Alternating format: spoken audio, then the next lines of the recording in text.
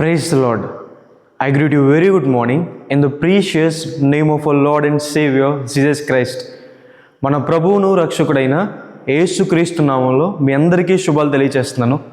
ఎలా ఉన్నారు? మీరంతా బాగున్నారా? మీకోసం ఎల్లప్పుడూ ప్రార్థన చేస్తున్నాను. దేవుడు మనకు సహాయం చేసేవాడని, ఆయన మనల్ని లేవనెత్తువాడని, ఆయన ఆశ్రయించే వారిని దేవుడు మేలులతో తృప్తిపరుస్తాడని దేవుని వాక్యం సెలవిస్తుంది. బైబిల్ గ్రంథంలోంచి ప్రతిరోజు కూడా ఒక వాగ్దానం మనం ధ్యానం చేస్తున్నాం కదా. ఈరోజు కూడా ఒక వాగ్దానం ధ్యానం చేద్దాం. చూడండి, బైబిల్ చిన్న వాళ్ళంతా ఓపెన్ చేయండి. నిర్గమకాండము 14వ అధ్యాయము 14వ వచనంలో రాయబడింది, యెహోవా మీ పక్షమున యుద్ధం చేయును. హల్లెలూయా. జీవితంలో ఎన్నో పోరాటాలండి. ఒకవైపు శ్రమలు, అనారోగ్యాలు, అప్పులు, బాధలు, ఇబ్బందులు, అయినా ఎవరు మా పక్షాన్ని నిలబడేవారు లేరండి. బంధువులు కానీ, స్నేహితులు కానీ, నా ద్వారా మేలు పొందిన వారు కానీ ఎవరు నా పక్షాన్ని నిలబడట్లేదని బాధపడుతున్నారా? దేవుని వాక్యం సెలవిస్తుంది, దేవుడు మీ పక్షాన నిలబడతారు అని. హల్లెలూయా. ఎవరు మిమ్మల్ని విడిచిపెట్టేసినా దేవుడు మాత్రం మిమ్మల్ని విడిచిపెట్టరని, ఆయన మీ పక్షం నిలబడి ఆయన మీ తరపున యుద్ధం చేస్తారని దేవుని వాక్యం సెలవిస్తుంది. ఆయన మీ కోసం పోరాడతారని, మిమ్మల్ని బలపరిచి మీ పోరాటంలో దేవుడు మీకు విజయాన్ని అనుగ్రహిస్తారని. దావీదు గారి జీవితంలో దేవుడు దావీదు గారికి తోడై ఉన్నారు కాబట్టి ఆయన ఏ యుద్ధంలో కూడా ఓడిపోలేదని, దేవుడు ఆయన పక్షాన్ని నుండి దావీదు గారికి విజయాన్ని ఇచ్చారని. ఇశ్రాయేలు ప్రజలు ఐగుప్తు నుండి బయటకు వచ్చేసిన రాత్రి వారి ప్రయాణంలో ఎర్ర సముద్రం అడ్డుగా వచ్చింది, వెనకాలేమో ఫరో సైన్యం. ఆ భయంకరమైన సందర్భంలో దేవుడు ఎర్ర సముద్రాన్ని 2 పాయలుగా చీల్చి 6 నేలపైన ఇశ్రాయేలు ప్రజలు నడిపించాడు.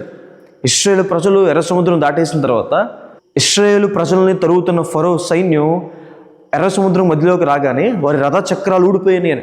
అప్పుడు ఫరో అంటాడు, వారి దేవుడైన యెహోవా వారి పక్షమున మనతో యుద్ధం చేస్తున్నాడని. అదే ఎర్ర సముద్రంలో ఫరో సైన్యం అంతా కూడా మునిగిపోయారని దేవుని వాక్యం సెలవిస్తుంది.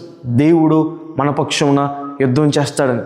అమాలేకీయులు ఇశ్రాయేలు ప్రజల మీదకి యుద్ధానికి వచ్చిన రోజున ఇశ్రాయేలు ప్రజల్లో ఎవరికి కూడా యుద్ధం రాదు.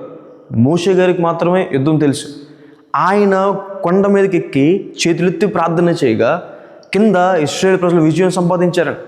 మన పోరాటం ప్రార్థనలో ఉండాలి.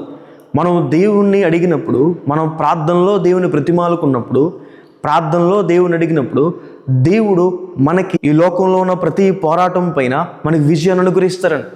దేవుడు మన పక్షం నిలబడి ఆయన మాట్లాడతారు, సాక్ష్యం పలుకుతారని దేవుని వాక్యం సెలవిస్తుంది. ఒకవేళ మీరు చెయ్యని తప్పుకి నింద అనుభవిస్తున్నారు, అపహాసంగా మాట్లాడుతున్నారని, లేదా కార్నర్ చేసి మాట్లాడుతున్నారని, తక్కువ చేసి మాట్లాడుతున్నారని బాధపడుతున్నారా? దేవుని వాక్యం సెలవిస్తుంది, దేవుడు మీ పక్షాన సాక్ష్యం పలుకుతారని. దేవుడు సత్యాన్ని సాక్ష్యంగా పలుకువాడని. ఈ లోకంలో మనుషులు డబ్బు కోసమో లేదా వేరే మనుషుల కోసమో అబద్ధాన్ని సాక్ష్యంగా పలకొచ్చేమో, దేవుడు ప్రతి ఒక్కరి నిమిత్తం సత్యాన్ని పలుకుతాడని. యోబు గారి మీద సాతాను ఎన్ని నిందలు వేయాలనుకున్నా దేవుడు మాత్రం చెప్పిన మాట, యోబు నీతిమంతుడు, భక్తిపరుడు, యథార్థవంతుడని. దావీదు గారి కోసం దేవుడు పలికిన మాట, దావీదు నా హృదయానుసారుడని.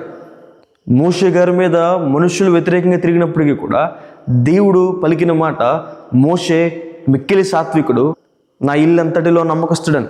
దేవుడు మీ పక్షాన సాక్ష్యం పలుకుతారని, దేవుడు మీ పక్షాన మాట్లాడతారని, దేవుడు మీ పక్షం నుండి మిమ్మల్ని కాపాడతారని దేవుని వాక్యం సెలవిస్తుంది. ఎవరైనా మీకు కిడి చేయాలనుకుంటున్నారా? మీకు హాని చేయాలనుకుంటున్నారా? మిమ్మల్ని మోసం చేయాలనుకుంటున్నారా? దేవుని వాక్యం సెలవిస్తుంది, భయపడొద్దు, దేవుడు మీ పక్షం నుండి మిమ్మల్ని కాపాడతాడు. ఆయన అగ్ని ప్రాకారంగా ఉంటూ, ఆయన తన దూతలో కాపుదలు మీ చుట్టూ ఉంచుతూ, అగ్ని రథాలను మీ చుట్టూ ఉంచుతూ, ఆయన తన చేతి నీడలో మిమ్మల్ని దాచి మిమ్మల్ని కాపాడతాడు. ఏ కీడు మీకు రాకుండా, ఏ తెగులు సమీపించకుండా దేవుడు మిమ్మల్ని కాపాడతాడు. యెహోవా మీ పక్షం యుద్ధం చేస్తాడు. ఆయన మీ పక్షమును మాట్లాడతాడు. ఆయన మిమ్మల్ని కాపాడతాడు. దేవుడు మీ పక్షం నుండి మీ పనులన్నింటినీ కూడా సఫలపరుస్తారని. ఏ కార్యం జరగాలని మీరు దేవుని ఎదురు చూస్తున్నారో ఆ కార్యాన్ని దేవుడు సఫలపరుస్తారని. నెహెమ్యా గారు యెరూషలేము ప్రాకారం కట్టాలనుకున్నాడు. ఆ సందర్భంలో అనేక మంది అడ్డుకోవాలనుకున్నారు, కానీ దేవుడు నెహెమ్యా గారి పక్షాన్ని నిలబడి ఆ కార్యం సఫలపరిచారని. దేవుడు మీ పక్షమును కూడా ఉండి దేవుడు మీ చేత కూడా అద్భుత కార్యాలు జరిగిస్తారని. ఈ వాగ్దానం విశ్వసించండి, దేవుడు మీ పక్షంలో ఉన్నాడని. ప్రార్థన చేసుకుందాం. సర్వశక్తిమంతుడా, జీవంగల దేవైసే ప్రభువా, మీకు వేలాది వందనాలు వేసే, మీకు స్తుతి స్తోత్రం తండ్రి. ఈరోజు వాగ్దానం ద్వారా మాతో మాట్లాడినందుకు దేవా మీకు వందనాలు. సర్వాధికారివి, మహోన్నతుడు దేవ, మహిమగల దేవుడు ప్రభువా, మీ సన్నిధికి వచ్చేవారిని ఎంత మాత్రం త్రోసివేసే దేవుడు కాదు ప్రభువా, మీకు వేలాతి వందనాలు వేసే. విశ్వాసంతో మీ వద్దకు వచ్చిన వారి జీవితంలో అద్భుత కార్యాలు చేసే దేవుడు ప్రభువా. ప్రియులు ఎంతమంది అయితే ఈ వాగ్దానం వీక్షిస్తున్నారో వారి జీవితంలో మేలు చేయండి అయ్యా. మీ సహాయాన్ని సహకారాన్ని అందించుకునే దేవా ప్రతిమాలుకుంటున్నాం వేసా. లేవనెత్తండి, కృప చూపించండి.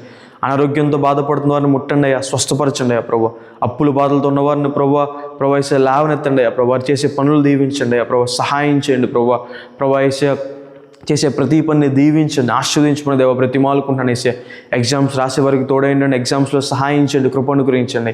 వెళ్ళొచ్చి రాకపోకలు కాచి కాపాడండి, మీ తోడు సహకారం వరకు ఉంచుకోండి. యేసు నామమున అడిగి వేడుకుంటున్నాను తండ్రి, amen. God bless you. God bless India.